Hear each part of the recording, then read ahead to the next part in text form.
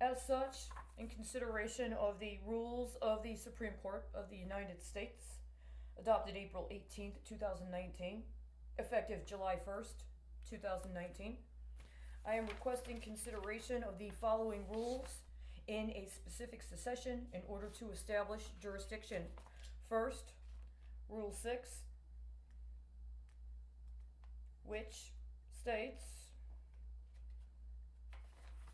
argument pro hoc vis.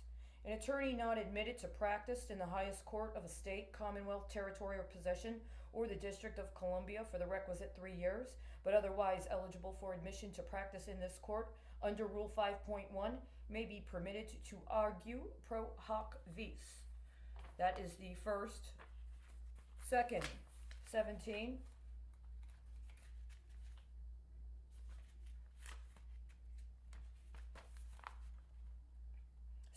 Procedure in an original action. This rule applies only to an action invoking the court's original jurisdiction under Article 3 of the Constitution of the United States. I will get to this when I present the more formal argument, but I'm requesting consideration for jurisdiction under Step 2 or Stage 2, Rule 17. Rule 18.8.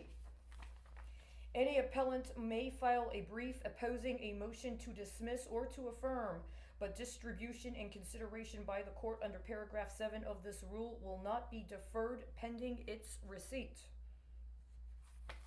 It also says 40 copies shall be filed, except that an appellant proceeding in forma pauperis under Rule 39, including an inmate of an institution, shall file the number of copies required for a petition by such a person under Rule 12.2. The brief shall be served as required by Rule 29. As I get to the other aspects of the argument, I will address that. Next, I request consideration of Rule 22.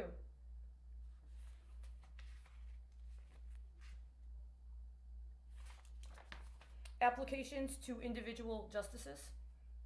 An application addressed to an individual justice shall be filed with the clerk, who will transmit it promptly to the justice concerned if an individual justice has authority to grant the sought relief.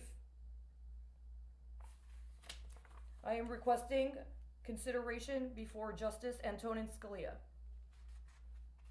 Rule 35. Death, substitution, and reviver. Public officers. If a party dies after the filing of a petition for a writ of certiorari to the court, or after the filing of a notice of appeal, the authorized representative of the deceased party may appear and, on motion, be substituted as a party. If the representative does not voluntarily become a party, any other party may suggest the death on the record and, on motion, seek an order requiring the representative to become a party within a designated time. If the representative then fails to become a party, the party so moving, if a respondent or appellee, is entitled to have the petition for a writ of certiorari or the appeal dismissed, and if a petitioner or appellant is entitled to proceed as in any other case of non-appearance by a respondent or appellee.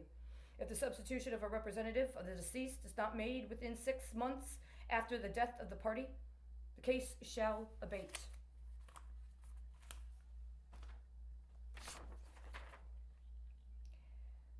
On February 12th of 2016, I was entered into a domestic violence shelter in the city of Chicago.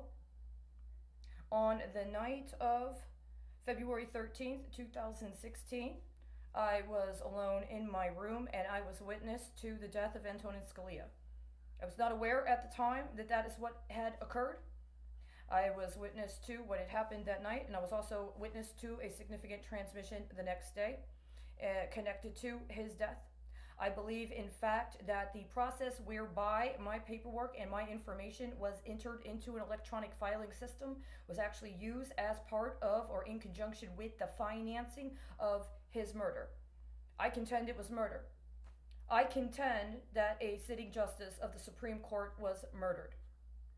I believe I have evidence that I have found that identifies the motive and the means by which this murder was operationalized as being located here in the state of Texas. Now, at this time, because I do not have an appropriate evidence submission process, and I also have not been apprised officially or formally about how somebody who is a member of the Supreme Court of the United States would seek redress with an understanding that other members of the judicial branch had conspired to effectuate his murder. I am not aware of what the appropriate process for that is. I do believe it would be considered an extraordinary writ. Within 6 months of the murder of Antonin Scalia, I was issued a credit card from Chase Bank for $500. I have the records connected to the issuance of that credit card. Prior to the issuance of that credit card, I attempted to open up a bank account at Bank of America in Chicago. That bank account, or the effort to open up that bank account, was used in connection with an act of terrorism in another country to which I was a witness, and was also used in the murders of several police officers in Dallas, Texas, to which I was also a witness. To this day, I've received absolutely no assistance or redress with bearing witness to these and other murders and other acts of terrorism.